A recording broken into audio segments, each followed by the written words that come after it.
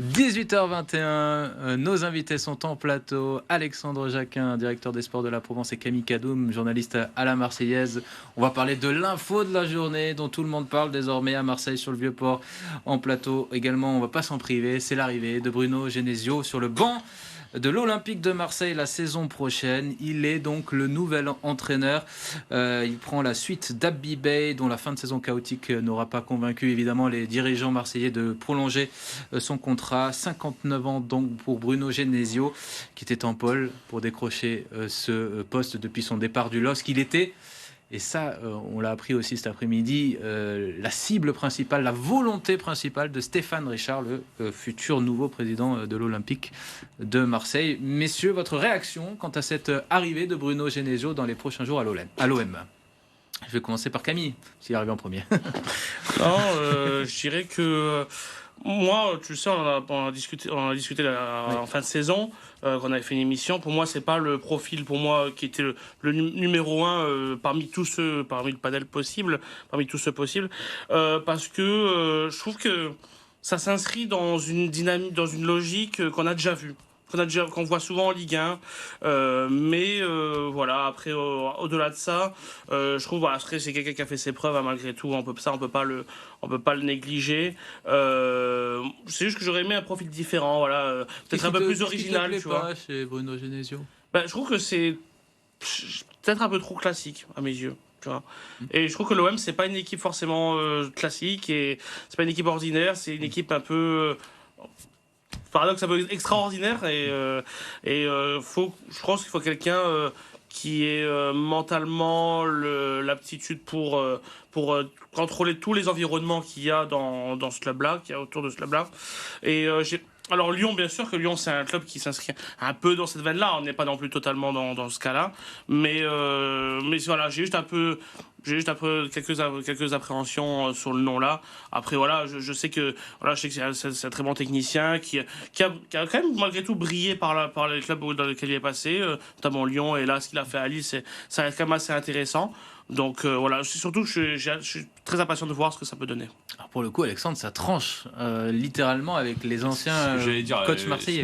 Je ne veux pas te contredire, mais je trouve que les originaux, on a vu ce que ça a donné récemment, notamment avec un président original pendant 5 ans, là, qui a fait du bon boulot, attention, je le redis, mais dont on va retiendra on va surtout payer les conséquences financières pendant quelques années là. Pareil sur les entraîneurs quand même, parce que les originaux, tu vois, l'original de Zerbi, c'était bien, mais on n'a pas eu la quintessence du football de Zerbi, et puis il est parti au moment où ça aurait dû se mettre en place. Donc après, moi je suis pas un adorateur de Genesio. Moi à cette heure-ci, je serais pas quand même tranché en disant il est le nouvel entraîneur. Je dirais, il devrait être le nouvel entraîneur, tu vois, parce que pour moi il y avait la priorité. Au départ, ça reste Christophe Galtier pour moi. Aujourd'hui, maintenant, bon, ça se fait pas. Oui, c'est pour ça qu'on dit va devenir. Hein, c'est voilà. Que, mais a priori, enfin, la piste est bouclée. Après, par contre, c'est sérieux, quoi. Tu vois, c'est dans le contexte actuel, c'est sérieux. Dans l'état dans lequel est le club, c'est sérieux. C'est un entraîneur sérieux. Il faut repartir avec de l'humilité. C'est ce qu'on demande. Évidemment, s'il y a un an.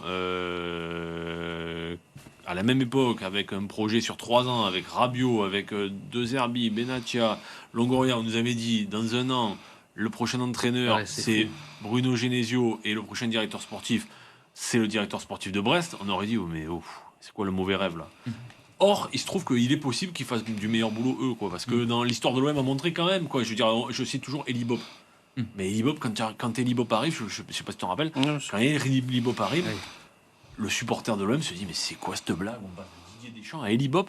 Eli Bob qui avait quand même été champion de France avec Bordeaux, mais qui est resté sur des années compliquées, notamment à Nantes. Voilà, donc après moi il faut pas juger sur pas de procès d'intention. C'est sérieux, il fait progresser les jeunes, il fait travailler. Ce qu'il y a, c'est qu'il va vraiment falloir que les supporters soient patients, parce que là, on repart de zéro. Mais tu vois, je trouve que c'est juste une petite parenthèse, je trouve que c'était ça, quelque part la plus-value que pouvait apporter un original comme De Zerbi. C'est qu'il y a ce côté spectaculaire, et ce côté, les supporters, ils ont quand même envie de voir. Alors que là, c'est un profil très neutre, entre guillemets. Et là, je pense que s'il y a, j'espère pas, mais je crains le pire. S'il y a 2 défaites de 2 premières journées, là, ça va être de nouveau le risque. C'est le risque. Après, il aurait pu avoir de l'originalité, aller chercher un Bielsa, quoi. On se dit, on voilà, est sur les exactement, jeunes et notre star c'est le coach. Il aurait pu avoir ça. Oui. Bon, c'est pas le profil du nouveau président. Hein. Bon, quand même, Ça, il a un surnom, il s'appelle Pep Genesio quand même, parce que c'est l'un des rares, avec, je crois, le seul avec Jürgen Klopp à avoir réussi à battre en Coupe d'Europe. Bon, alors là, ce sera pas le cas cette année. Et José Mourinho, et Carlo Ancelotti, et Diego Simeone, et bien sûr Pep Guardiola. C'est son 4e banc en Ligue 1, après Lyon, après Rennes, après Lille. C'est quand même du costaud en termes de tactique. Tu le disais, c'est un bon tacticien. Sur quels aspects de sa personnalité il va devoir travailler pour s'adapter à l'OM? Parce que c'est quelqu'un qui a un peu tendance à râler, qui a un petit peu tendance à pas être bien, à se plaindre de la situation, de l'atmosphère. Est-ce que ça, c'est quelque chose sur lequel il va devoir travailler s'il veut s'adapter à l'OM? Moi, j'ai envie de dire, pour l'instant, c'est difficile à dire parce que là, il va y avoir des joueurs qui vont être vendus. On ne sait pas qui va arriver encore forcément comme joueur. Tout dépend en fait du profil des joueurs qui vont être recrutés. J'ai envie de te dire, si on repart sur un mercato entre guillemets de stars, comme Alexandre le disait avant, avec des Rabiot, des Greenwood, des profils qui sont pas faciles individuellement à gérer, oui, il va devoir travailler sur ça. Cet aspect de cohésion, de lien aussi au sein de l'effectif. C'est pas le cas de Il n'y aura pas de star. Hein. Ah ouais, non, voilà, non, mais bien sûr, non, mais sera pas on sait jamais. Ouais, Je dis dans l'hypothèse on est où. loin de ce projet-là. Je pense aussi. Mais c'est vrai que par contre, après, si maintenant c'est une équipe qui est construite pour recommencer un cycle, pour repartir de l'avant avec des bases solides, moi je pense pas que ce soit ça le principal travail qu'il aura à faire. Moi, c'est plus sur l'aspect technique, j'ai envie de dire, voir ce qu'il peut proposer aussi. On sait que les supporters, alors c'est pas la composante majeure, mais on sait qu'ils aiment quand même un jeu très offensif. À voir si maintenant Bruno Genesio est capable aussi de ça. À voir comment il peut utiliser aussi les joueurs qui vont rester. À l'image d'un Pachao, dans quel profil on va le voir. Est-ce que si Greenwood reste, voilà aussi dans quel registre on peut le faire jouer. Est-ce que ça sera forcément un 10? Est-ce que ça sera un ailier? Il y a plusieurs questions qui vont être tournées autour de ça. Donc, mais ça, c'est dans les semaines à venir quand on en saura plus. C'est un profil type Stéphane Richard, quelqu'un de sérieux, de stable dans la longévité, 300 matchs en Ligue 1 quand même, 160 victoires. Voilà, ça fait 10 ans qu'il est coach. Grégory Lorenzi, ça fait 10 ans qu'il est directeur sportif. C'est sérieux, c'est pas bling bling justement, mais dans l'idée de tourner la page, on est le 3 juin et l'OM connaît, ça y est, a priori, ça va être... c'est quasiment 100% fait, ça va être fait dans les prochaines heures à l'arrivée de Bruno Genesio. Mais si c'est le cas demain et que c'est officiel, ce trio français d'ailleurs, 100% français, et dès le 3 juin au travail pour mener le projet olympien, ça c'est très positif, Alexandre.